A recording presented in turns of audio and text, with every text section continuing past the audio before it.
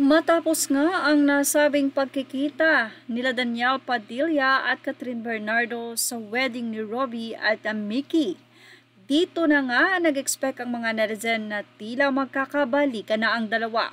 Sa nasabing video ng paglabas sa simbahan nila Catherine at Danielle nung nakaraang kasalan ni Robbie sa Bulacan sa Pulilan ay marami nga muli ang kinilig kila Catherine at Danielle. Ito'y matapos nga na tila okay kay Catherine na alalayan siyang muli ng nasabing boyfriend. Hindi na nga mangyayari ang balikan. Narito ang full update. You are now watching Showbiz Now, your daily showbiz update. Matapos ngang muling kiligin ng mga fans nila Catherine Bernardo at Danielle Padilla. Ito'y matapos sa pagpiestahan at mag-viral sa social media ang napaka-sweet na si Danielle na parating nakaalalay kay Catherine Bernardo sa kabila ng kanilang hiwalayan. Ganun pa man ay hindi pa rin nawala ng pag-asa ang mga fans nila Catherine at Danielle na magkakaroon ng reconciliation ang dalawa matapos ang pangatlong pagkikitang ito. Yes, sa pangatlong pagkikita, dito na nga tila tinuldukan ni Catherine Bernardo ang pag-a-assume ng marami na pwede silang magkabalikan.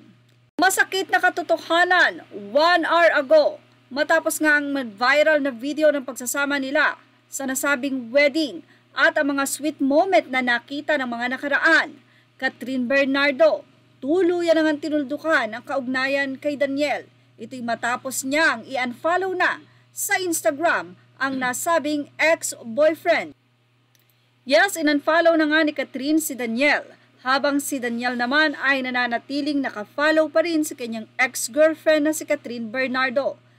Dahil dito ay tila seryoso na nga itong si Catherine Bernardo na tuluyan ng tuldukan at kalimutan ang kanilang ugnayan ni Danielle Padilla.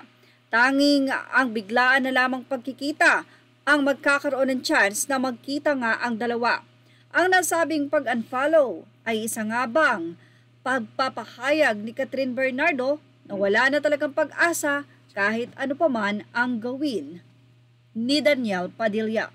Sa kabila ng pag-unfollow ni Catherine Bernardo, sigurado na umaasa pa rin ang mga fans na magkakaroon pa rin ng reconciliation at magkakabalikan sila Danielle. Masyado pa nga namang maaga para ito ay i-expect sa kanilang mga biglaang pagkikita. Well, yan po ang ating Showbiz Snap update. Comment your opinion below. Images are all credit to the rightful owners and thank you for watching Showbiz Now.